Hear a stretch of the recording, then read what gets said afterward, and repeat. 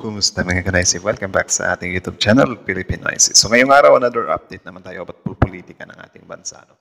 So ang video to ay mula naman to kay The News Sports. Meron itong pamagat na kakapasok lang tinamaan na PBBM matapos paninira ng Duterte, bato na bigla. Grabe! Amy Inday Sara iyak. Diyos ko, dahil iyak-iyak pala yung mga princess, mga Disney princess. So, bago natin simulan the news board, supportahan nyo yan. Tapos, syempre, kung trip nyo ng mga ganitong reaction video, may kasama kayong manood, huwag nyo na rin kalimutang supportahan yung YouTube channel natin, Pilipinoisis. So, mga kanoisi, hindi na natin ito patatagalin pa. Simulan na natin. Baka agawin pa ng China. Again, mabagat ng video ito, kakapasok lang tinamaan na PBBM matapos paninira ng Duterte, bato na bigla. Grabe, Amy Inday Sara iyak. So, the news board, Pilipinoisis, like, comment, share, subscribe. Start. Ito ang mainit na balita at trending ngayon sa mundo ng social media. Matapos ipagyabang ni Bato na hindi siya susuko kahit pa kalagkarin siya ng gobyerno, abay biglang iyakan ng mga Duterte supporter at sinabihang traidor si Bato dahil para bang iniwan niya sa ere ang dating Pangulo na ayaw sa Mabuti naman yan. Mabuti naman yan. At least malasahan nila yung sarili nilang mantika. Ay, taste their own medicine. Paano ba yan? Basta, matikman nila yung sarili nilang baho.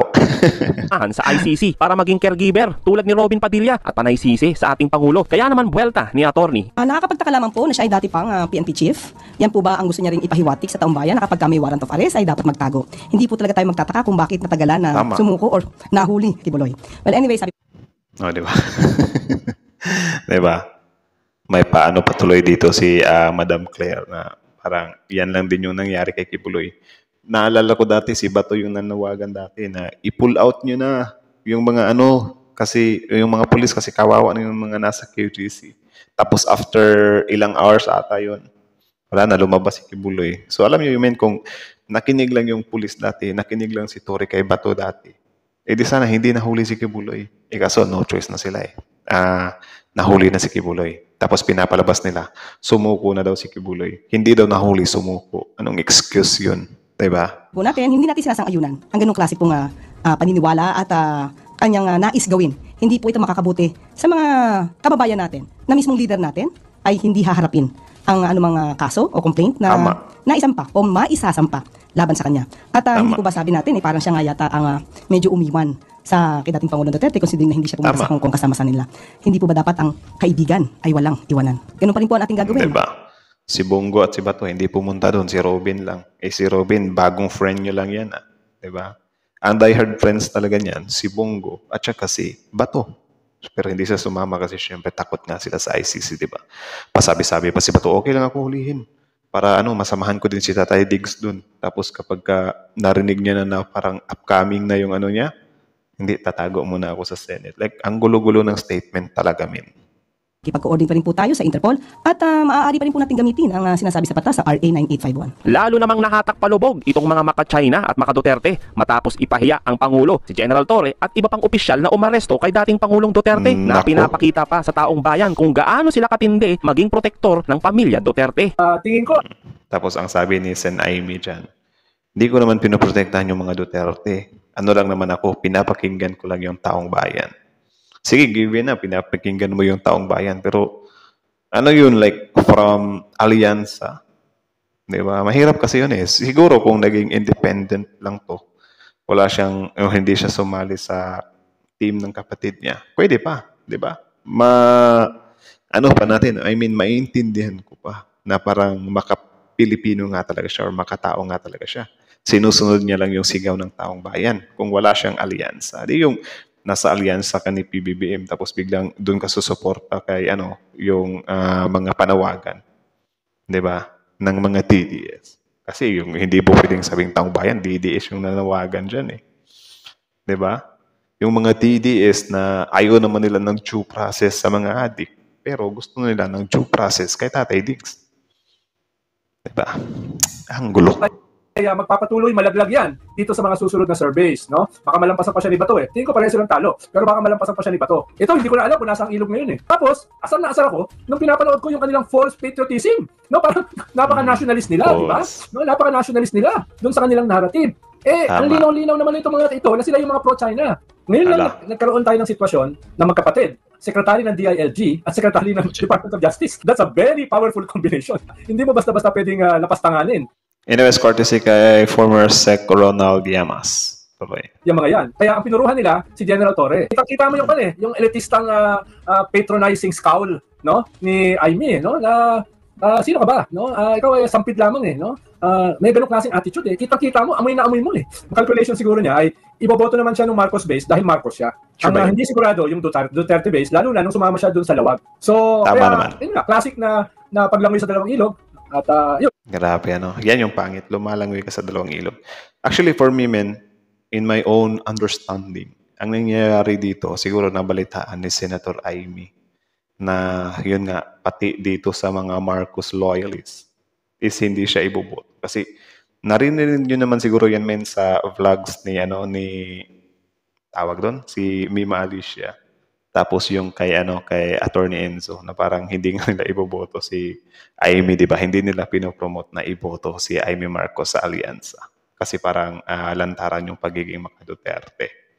Di ba? Maraming vloggers na pro-government, pro-PBM na hindi iboboto si Senator Aimee. Kasi yun nga, parang naaamoy nila na may pagka-TDS. Siguro nabalitaan niya yun na parang, anak ng titing, hindi pala ako hindi ako nakakuha ng boto dito sa or malabo pala ako dito sa sa team ng kapatid ko. So wait lang, medyo muna tayo, kabig muna tayo ng konti doon sa mga DDS.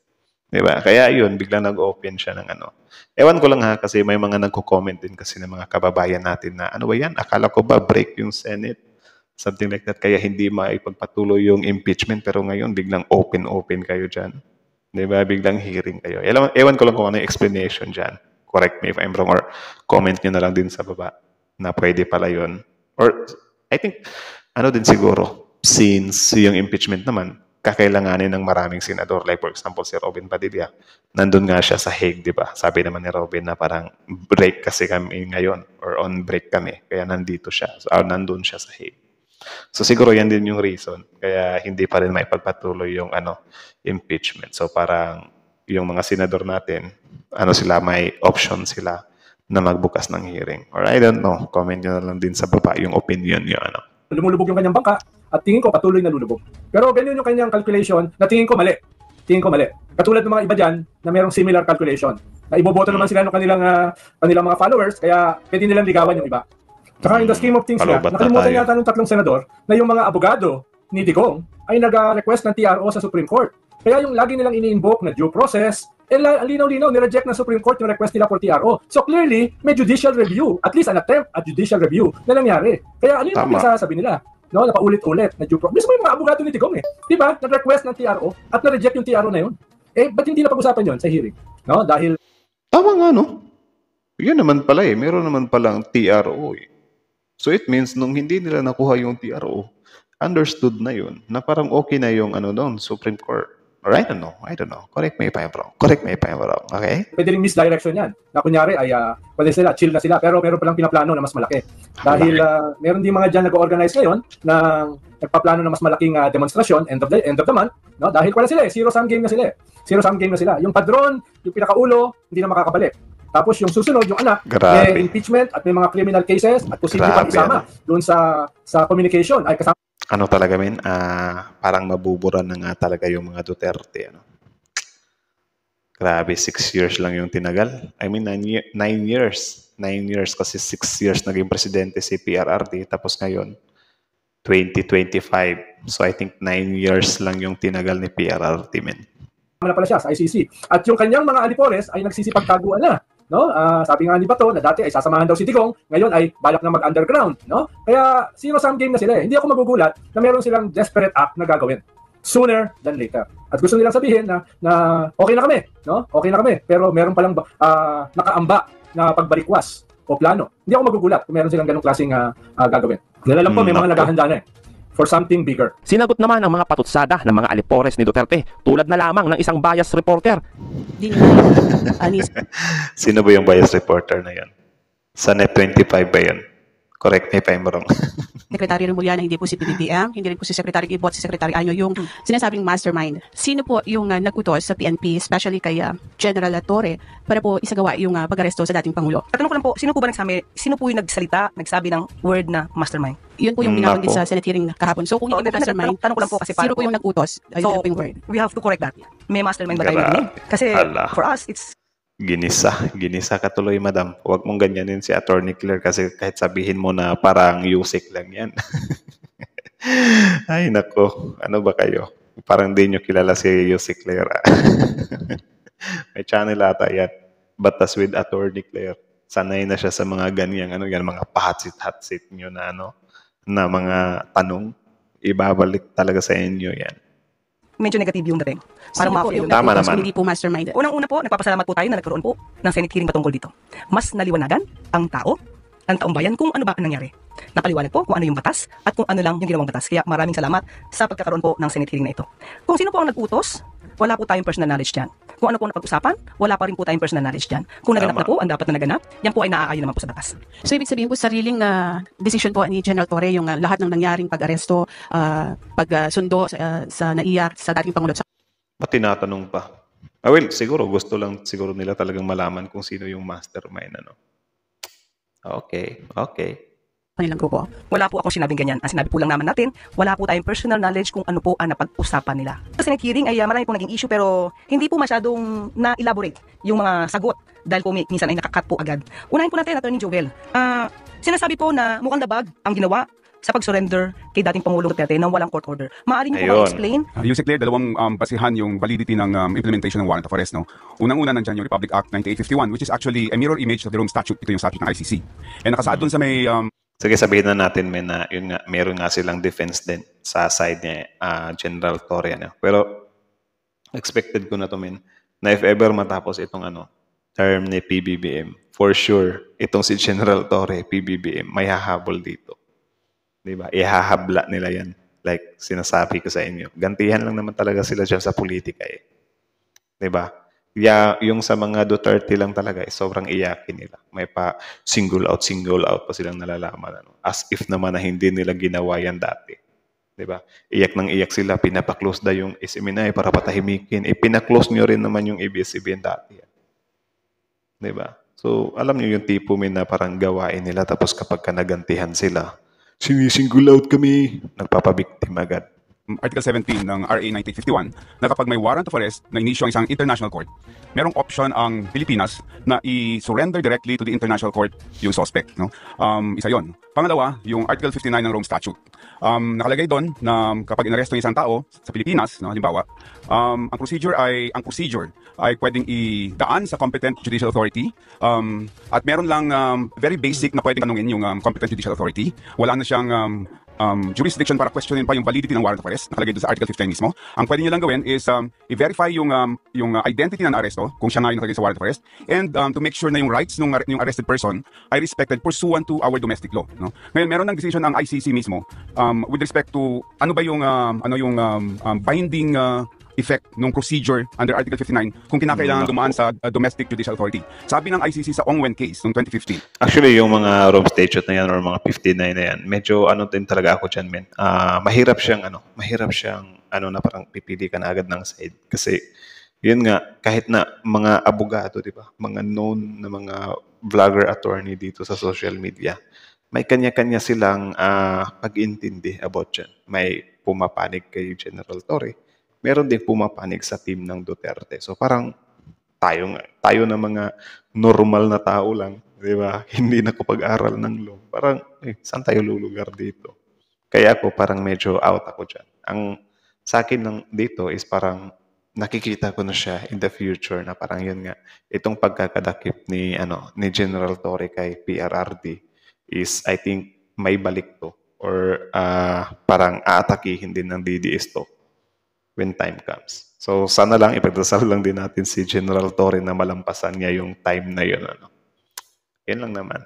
Kasi as long as meron ka namang ebidensya. And then, based naman sa pagkakabasa ko kay General Torre, hindi naman siya gaya nila Senator Bato, di ba, na parang kapag singilan time na magtatago. For me naman, I think si Torre willing naman siyang harapin yung mga issue na ibabato sa kanya, di ba? So, malaking kaibahan. Na there is no duty on the arresting country to follow the procedure under Article 59. So hindi kinakailangan dumaan sa domestic judicial authority for as long as yung substance ng Article 59 is complied with, which is what yung identity ng accused, saka kung respected yung rights ng accused. Anong nangyari nung pag-aresto kay former President Duterte, binasahan siya ng Miranda rights niya, no? So that's pursuant to our domestic law on arrest. And then meron siyang abogado doon, hindi lang isa, dalawa, no? So yung substance ng Article 59 were actually complied with. So talagang both under our local law and under the ICC statute complied with valid yung implementation ng warrant of arrest. Yusek Clear. Ibig sabihin, Atty. Butuyan, kahit hindi po tayo miyembro dito sa ICC, at ang ginamit natin primarily ay ang ating batas ng RA 9851, kung itatanungin pa rin nila kung may substantial compliance tayo dito sa Article 59 ng Rome Statute, ibig sabihin, nakapag-comply tayo, although hindi yun yung ginamit natin na batas, kundi yung RA 9851, ganun po ba yun? Tama yun, Yusek Clear, no? We fully complied with our domestic law dahil nga merong discretion yung Philippine government to directly surrender the suspect to the international court. Okay, so hindi po kailangan na ng court order, katulad ng sinabi niyo po. Sa batas, Kahit nga si Attorney Claire, di ba? Nakikinig din siya, naabogada na siya. so natin hindi na kailangan ng court order. Meron po siguro narinig niyo po sa hearing kahapon, sinasabi po ni VP Sara na ito daw ay maliwanag na warrantless arrest dahil daw ang warrant of arrest ay dapat daw nagmumula sa local courts ng Pilipinas. Ano po masasabi niyo po doon? Meron hong warrant of arrest. It was issued by an international court na naging miyembro tayo, no? So hindi ho totoong warrantless arrest ito dahil talagang merong warrant covering the arrest of the former president.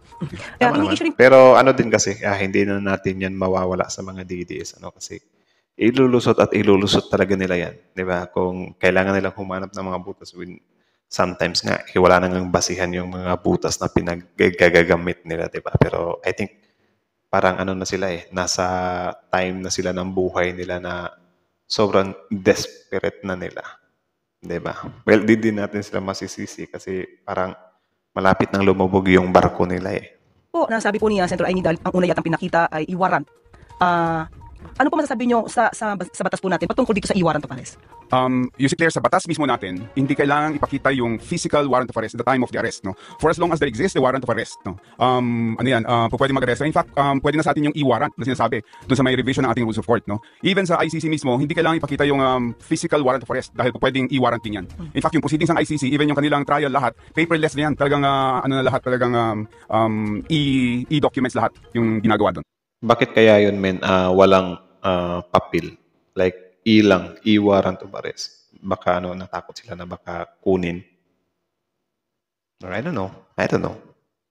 Pero kung napanood niyo po yung hearing kahapon, may pinakita po kasing video na sinasabi ni dating Pangulong Duterte na kasi may pinapakita sa kanya na warrant of arrest. Parang sinabi niya na, bakit niya ipapakita sa akin yung papel na yan? So it means, meron din physical copy ng warrant of arrest na pinakita sa kanya? Tingin ko, prinit yung e-warrant na yun, pinakita sa kanya, invalid po yung ganung klase procedure. Valid po yun. So, malinaw pa sa klaro. So, yun lang naman mga kanoisy. So, kayo ano masasabi nyo dito? Comment down below and then let's talk about it in the comment section. So, again, ang video yun ay mula kay The News Board. So, supportahan nyo yan. Original video link in the description box below. Tapos, syempre, bago nyo iwan yung YouTube channel natin, Filipino IC, huwag nyo na kalimutang mag-like, mag-share, mag-comment, at mag-subscribe. So, kayo ano masasabi nyo dun? I-komento sa baba yung saloobin. So, kita nyo naman yun, men. Malinaw pa sa klaro yun. Diba? So, parang linaw nun na ito nga si Senator Amy Marcos. Yes, yan nga. Di din natin masisisi yung taong bayan, di ba? Kung yung pagkakabasa nila is namamangka ka sa dalawang ilog. Di ba? Kasi isipin mo, kapatid mo mismo Di ba? Kapatid mo mismo. Tapos biglang open ka ng hearing. Mapupuna ka talaga.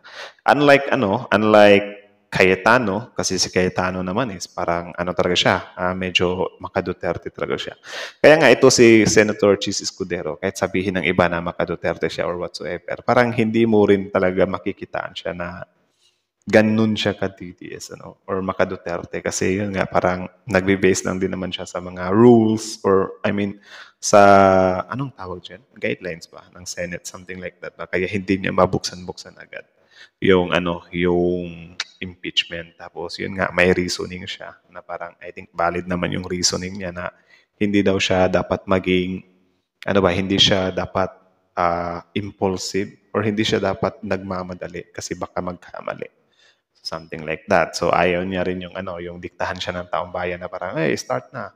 Di daw porket maraming tao yung nananawagan na simulan, isisimulan na daw agad. So parang ganun ba? So parang naging maingat lang din talaga si Chis Escudero. So i-comment nyo na lang din sa baba kung ano yung komento nyo about Chis Escudero. So about naman kay Amy Marcos, Senator Amy Marcos, i-comment nyo na lang din sa baba kung ano yung opinion nyo doon sa mga pinagkagagawa niya. Basta ako, siguro kasi parang binabansagan nga siya na namamangka sa dalawang ilog, di ba? So siguro for me, napapansin lang ni Senator Amy na parang hindi din siya iboboto ng mga maka-Marcos. Kasi parang, yun nga, dati pa nga lang siya nakikitaan na parang maka-Duterte, di ba? Or iba yung side niya, iba yung pananaw niya. Kaya marami yung mga maka-Marcos na hindi din siya iboboto. So I think nakita niya yun or natunugan niya yun. So parang sabi siguro sa isip niya na parang, parang need kong bumunot ng DDS supporter card. So, siguro, yung akala niya. So, ewan ko lang sa mga DDS kung iboto din ba nila si Senator Amy. So, kung may mga DDS dyan, pwedeng paki-comment sa baba kung iboboto nyo ba si Senator Amy Marcos as a senator. Di ba? Kasi kita nyo naman, di ba, nag-open siya ng hearing about sa pag-arrest kay PRRD. So, yan, parang utang na loob nyo na yan. So, i-comment nyo nga sa baba kung iboboto nyo rin ba siya. Kasi I think sa Maka Marcos parang medyo tagilid na siya doon. Hindi na nga siya inendorso ni PBBM, di ba? So, what more na lang kaya yung mga supporter. So, i-comment nyo sa baba. Tapos, I think hanggang dito na lang. About naman doon sa warrant of arrest na yon, parang medyo nakakalito nga talaga yon kasi bawat panig may opinion. Diba? So, expect na lang talaga natin. And I think, for sure, I think when, after this administration, baka may hahabol talaga kay Tory. Especially doon sa pagka-arrest niya kay PRRD. So, tingnan na lang din natin yan. And yun nga, sabi ko nga sa inyo, I think malabo namang tumakbo si General Tory sa mga pagkakamali niya. Unlike Senator Bato, na parang ang tapang-tapang lang tapos magtatago pala. Di ba? So, I think malaki naman yung pagkakaiba nila. So, yeah. I think hanggang dito na lang muna mga kanoisis. So, kayo na masasabi nyo dito, comment down below. Tapos yung pag-usapan natin yan sa comment section. So, again, Filipino IC, The News Sport. Like, comment, share, subscribe. Filipino IC is out.